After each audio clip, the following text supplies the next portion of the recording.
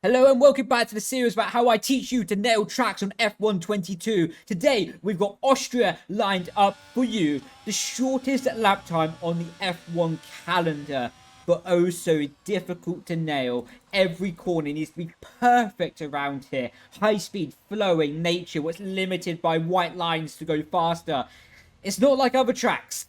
You have to be so precise, and the lap times are so short that if you're even half a tenth away from your personal best or the lap time you could achieve, that could be even 4 positions come qualifying day. And 4 positions turn into a lot of pain in the actual race day as well. As always, coming up into the final corner, make sure you get your brake bias and differential set completely perfect through the final corner. Open up the exit as much as possible. Use up the curb and open up DRS. Of course, start-finish line. Flying down to turn 1.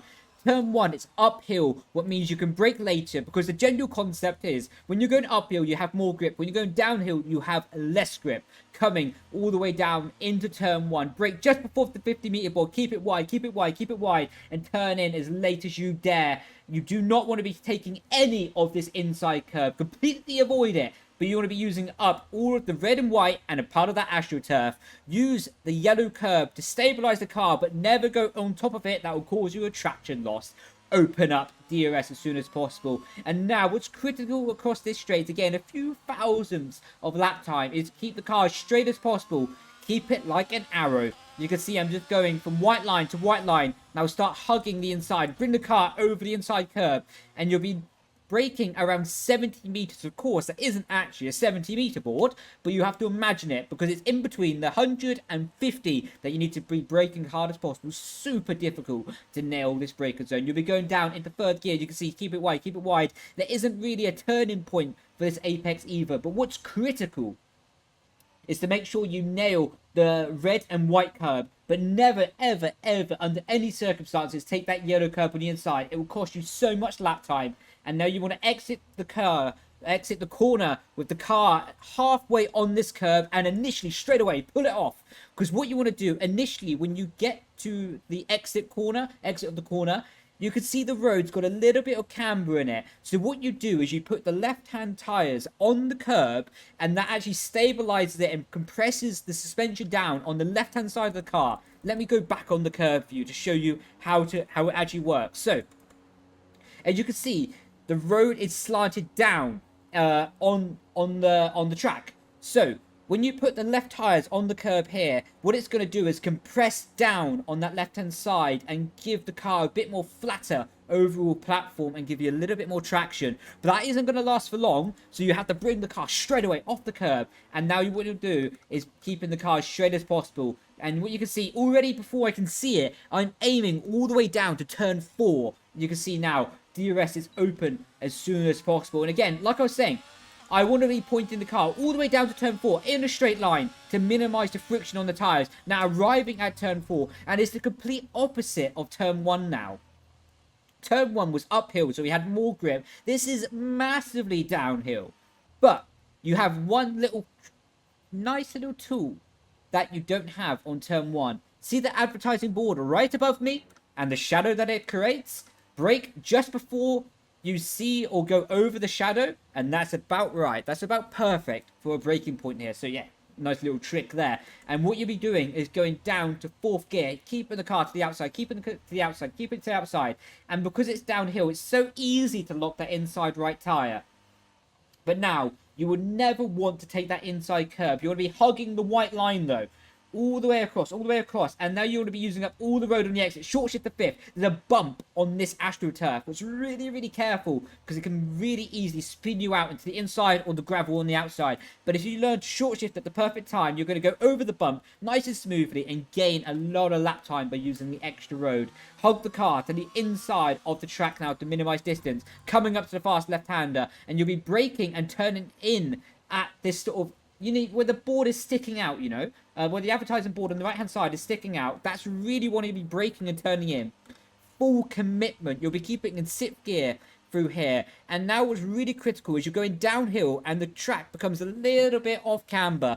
You do not want to be taking this inside curb. You want to be running the car all the way across this white line though. But when you start getting here, you can see it a little bit in the road now. If I go down, you can see there's small bumps in the road. So now what you want to be doing is keeping the car as stable as possible. Be ready to correctly oversteer what can happen over these bumps, because you'll be pressing the throttle so hard, getting back to the power to maximize lap time, using up all the road, but of course never going over that white line. Now what you want to be doing is keeping the car in a straight line, because it's going to give you the best opportunity to open up the next left-hander. As always, I'm going to make the massive point of this being downhill initially. You can see it really well from the nose cam, but when you go to T-cam, it's not so obvious.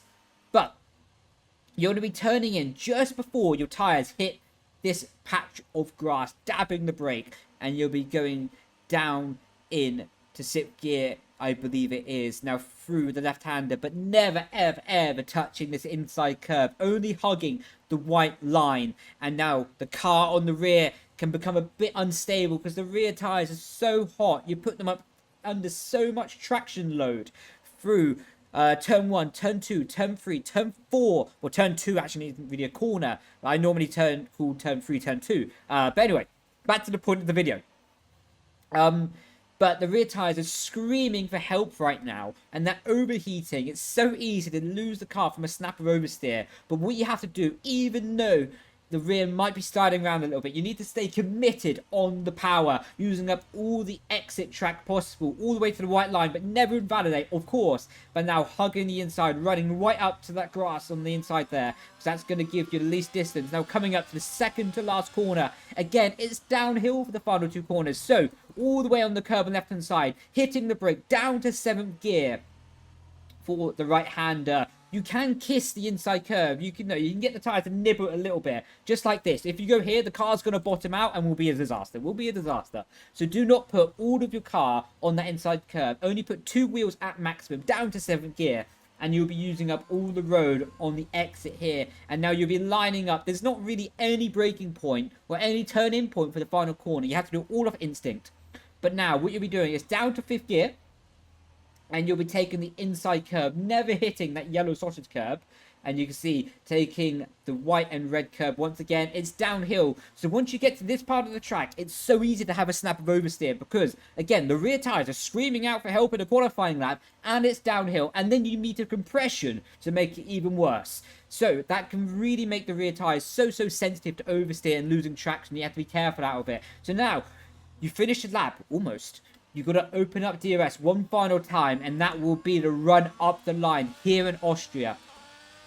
So, as always, as the theme of the videos go, now I will be taking you into a hot lap demonstration of how I would nail it. So now, coming up, imagine it was qualifying lap. You can see the brake bar is a differential set, keeping it in 5th gear, rolling into the final corner on the power ever so smoothly.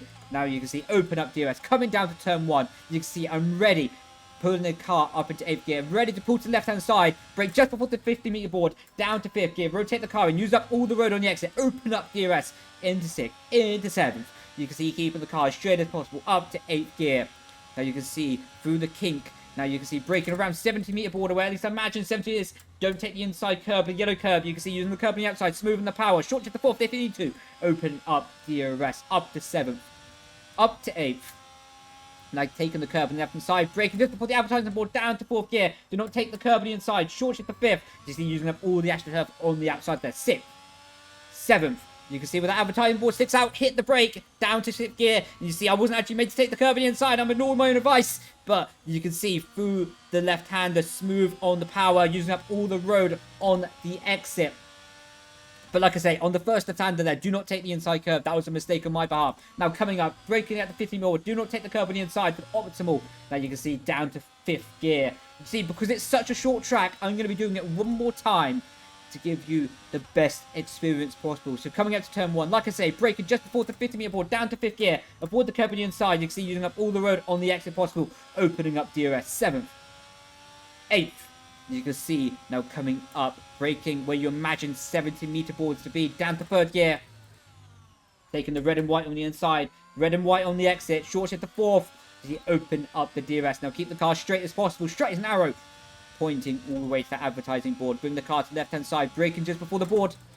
down to 4th gear. You can see now short shift to 5th, use up the road on the exit, bring the car over to the right hand side, and now you can see, make sure I avoid down to 6th gear, and you can see now this is a sweet line, using up all the track on the exit, dab with the brake, keep it in 6th gear, use up all the road on the exit. You can see running right up to the grass, second to last corner coming up, making sure we get all over the curve on the left hand side, down to 7th gear, again, only kissing the curve at maximum, down 2 gears, down to 5th gear. You see you're using up curve on the inside and outside, open up DRS, and that is actually 2 laps of Austria.